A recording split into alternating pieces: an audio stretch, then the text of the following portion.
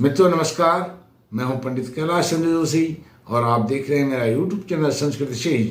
मित्रों, आज मैं धनु राशि के जातकों के लिए अप्रैल 2024 का मासिक राशिफल लेकर के आया हूं। मित्रों, यह धनु राशि के जातकों के लिए अप्रैल 1 तारीख का गोचर आपके सामने है और थंबनेल आपने देखा, शुक्र लाया सुखों की बहार, क्योंकि मालव्य योग बना आधार। जो शुक्र के द्वारा मालव्य योग बनता है वह आपके लिए जो सुखों की बहार लेकर के आया है वही इसका आधार है। मित्रों, यह राशि का विश्लेषण आपकी मून साइन चंद्र राशि जन्म राशि पर आधारित है। यदि आप अपनी जन्म पत्रिका का विश्लेषण कराना चाहते हैं तो आप वीडियो पर चल रहे नंबर पर संपर्क कर सकते हैं। मित्रों, यदि आप ज्योतिष से प्रेम करते हैं, ज्योतिष में विश्वास रखते हैं तो आप मेरे चैनल को सब्सक्राइब भी कर सकते हैं। मेरा एक अन्य चैनल हरिप्रिया जोशी, उसको भी आप सब्सक्राइब कीजिए। मित्रों, सबसे पहले जो शुक्र ने शुभों का भंडार धनुराशि के जातकों के लिए खोला है उसी पर चर्चा का फोकस रहेगा। लेकिन सबसे पहले बताता हूँ, आपका स्वास्थ्य बहुत ही बेहतर रहने वाला है। अप्रैल के महीने में स्वास्थ्य में कोई कमी गिरावट आने वाली नहीं है। न तो कोई क्रूर ग्रह आपकी राशि में है, न आपको कहीं से आपकी राशि को कोई क्रूर ग्रह नहीं देख रहा है। नवम दृष्टि से गुरु महाराज अवश्य ही आपकी राशि, अपनी ही राशि को गुरु महाराज आपकी राशि के स्वामी गुरु पंचम में स्थित होकर के देख रहे हैं। यह बहुत अच्छी स्थिति आपके व्यक्तित्व के लिए, आपके कृतित्व के लिए, आपके साहस के लिए, पराक्रम के लिए, आपके जो सोच है, विचार है, उसके लिए बहुत अच्छी स्थिति है। अब बात करता हूं शुक्र की। शुक्र आपके षष्ठेश भी हैं और लाभेश भी हैं। षष्ठेश होकर के उतना लाभदायक वो नहीं है, लेकिन लाभेश होकर के शुक्र आपके चतुर्थ सुख भाव में विराजमान हैं। सुख भाव में विराजमान कैसे हैं? एक तो वह उच्च के हैं, उच्च के रहेंगे 23 अप्रैल तक, और दिग्बली भी हैं, दिग्बली भी हैं। यह जो भाव है चौथा भाव, यह मध्य रात्रि का भाव होता है, मध्य रात्रि आधी रात का। तो वहां पर यहाँ पर चौथे भाव में शुक्र दिग्बली होते हैं, अपनी दिशा में होते हैं और उच्च के हैं। तो यह बहुत ही स्ट्रॉन्ग वहां पर हो जाते हैं, उनका बल बहुत अधिक बढ़ जाता है शुक्र का, विशेष करके धनु राशि के जातकों के लिए। क्योंकि अन्य राशियों के लिए शुक्र की स्थिति यहाँ पर नहीं होती है उच्च की स्थिति, केवल धनु राशि के जातकों के लिए यहाँ पर उच्च की स्थिति होती है, दिग्बली होती, उच्च की स्थिति तो होती है, यहाँ पर वह दिग्बली भी होती है।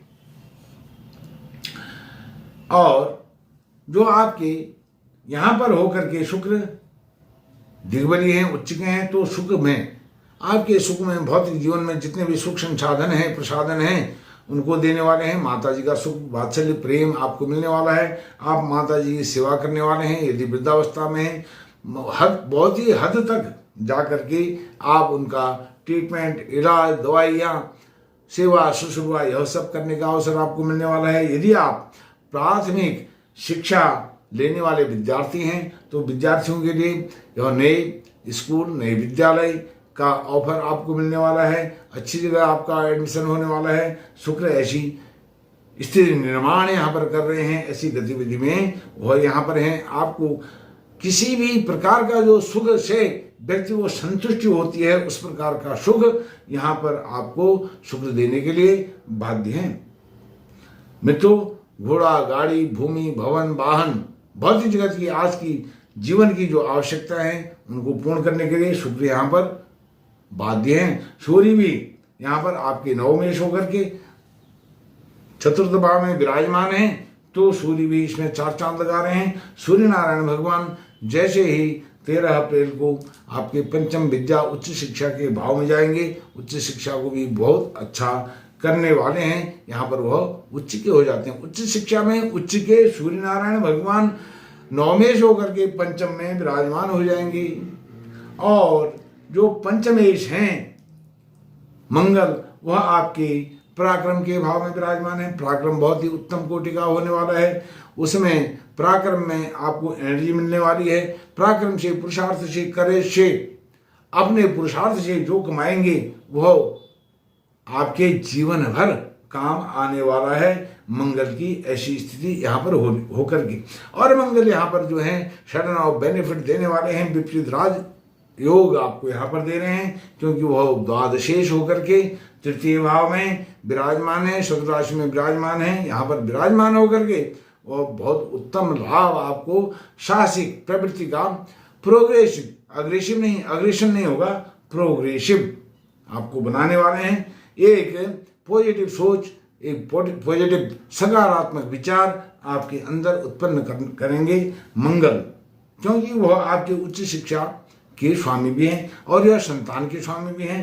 संतान भाव को, क्योंकि संतान भाव के स्वामी मंगल वहाँ पराक्रम भाव में विद्यमान है और संतान भाव में उच्च शिक्षा में गुरु और बुध की जो युति है, गुरु ज्ञान देने के ग्रह हैं, देवता हैं, और वहीं बुध जो हैं वो वाणी के कारक ग्रह हैं। जो भी आपका ज्ञान है आप अपनी वाणी के द्वारा, अपने एक्सप्रेशन के द्वारा, अपने व्याख्यान आख्यान के द्वारा, अपने प्रवचन के द्वारा वह ज्ञान विज्ञान समाज में, दुनिया में वितरित करने वाले हैं। यह दूसरा जो आपके सप्तम भाव के स्वामी हैं बुध महाराज, वह भी बुध होते हैं, वह भी संतान भाव में विराजमान है। यह बहुत अच्छा कॉम्बिनेशन है। संतान भाव में आपके सप्तम भाव अर्थात पति पत्नी के भाव के स्वामी और आपके लाइफ पार्टनर के स्वामी बुध गुरु के साथ विद्यमान है। तो संतान सुख आपको बहुत अच्छा लौकिक सुख, यह सांसारिक सुख देने वाले बुध महाराज बहुत अनुकूल स्थिति में गुरु के साथ यहाँ पर विद्यमान है। कॉम्पिटिटिव एग्जाम के लिए जो आपकी परीक्षाएं विफल हो रही थी, उनको गुरु महाराज बुध की सहायता से आपको सफलता दिलाने के लिए यहाँ पर बाध्य हो रहे हैं, क्योंकि जो गुरु महाराज हैं आपकी राशि के स्वामी हैं और सुखेश भी हैं। किसी भी प्रकार का सुख, मैंने पहले बताया, किसी भी प्रकार का सुख शुक्र और गुरु यह भी अनुकूल है।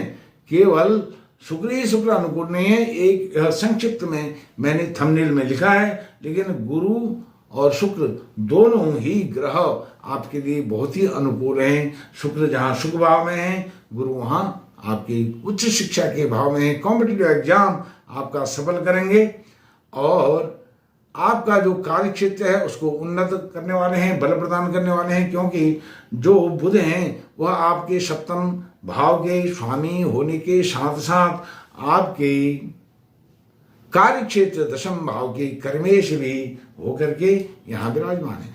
अब 9 अप्रैल को बुध बकरी होकर के आपके चतुर्थ शुभ भाव में जाएंगे, तो आपके सुखों में और यह वृद्धि करने वाले हैं। बुध यहाँ पर बकरी होकर के जो शुक्र का बल है उसको और दुगुना करने के उद्यम में, उपक्रम में लग जाएंगे।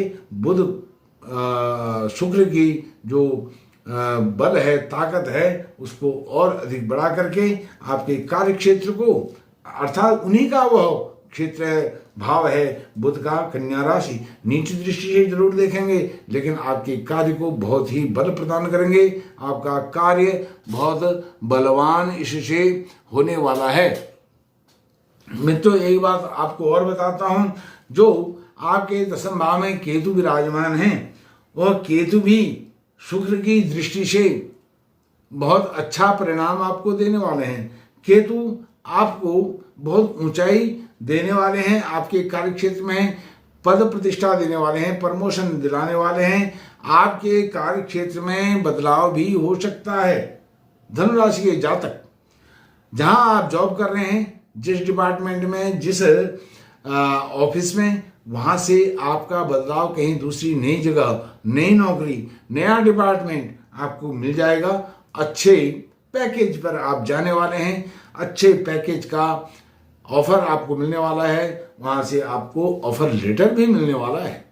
यह आप निश्चित कर लीजिए अप्रैल के महीने में। यह आपके कार्य के लिए, आपके कैरियर के लिए बहुत ही खुशखबरी का समाचार है, क्योंकि बुध यहां से, पहले तो बुध पंचम में है, दशम भाव के स्वामी होकर के, सप्तम भाव के स्वामी होकर के पंचम में होकर के अच्छा अनुकूल है, और जब नीच में जा रहे हैं शुक्र की ताकत को और बढ़ा रहे हैं तो और अधिक वह बलवान हो जाते हैं, और बलवान होकर के आपके कार्य क्षेत्र को और बलवान बना रहे हैं।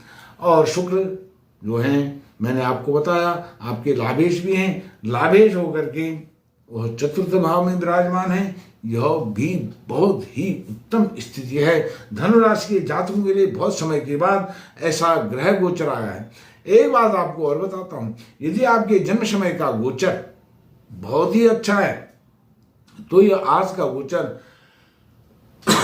समझ लीजिए अप्रैल के महीने का गोचर आपके उस गोचर में 4 चांद लगा देगा, सोने में सुहागा कर देगा। आपको टॉप में, क्षितिज में, सैचुरेशन में पहुंचने में कोई नहीं रोक सकता है, उससे कोई नहीं रोक सकता है। यदि आपका जन्म समय का गोचर बहुत ही कमजोर है, वीक है, तो भी आज का इस महीने का अप्रैल का गोचर आपके लिए बहुत ही लाभदायक होने वाला है। जन्म समय का गोचर बहुत ही महत्वपूर्ण होता है मित्रों। जो द्वादशेश हैं वह मंगल, मैंने आपको बता दिया, द्वादश भाव में फिजूल खर्च को रोकेंगे। मंगल यहाँ पर शरण और बेनिफिट दिला करके, वहां पर शनि भी हैं, शनि मूल त्रिकोण में है। तो इस प्रकार से क्योंकि शनि आपके धन भाव के स्वामी भी हैं तो फिजूल खर्च में अंकुश लगेगा। इस प्रकार यह है 8 अप्रैल को सूर्य राहु की युति संबंध बहुत नजदीक निकट बन रहा है। इस कारण से ग्रहण योग होगा। जब आप इस वीडियो को सुन रहे हैं तभी से सूर्य नारायण भगवान को प्रातः काल अर्घ्य देना आरंभ कर दीजिए, आपको बहुत लाभ होगा। इस वीडियो में इतना ही। नमस्कार, धन्यवाद।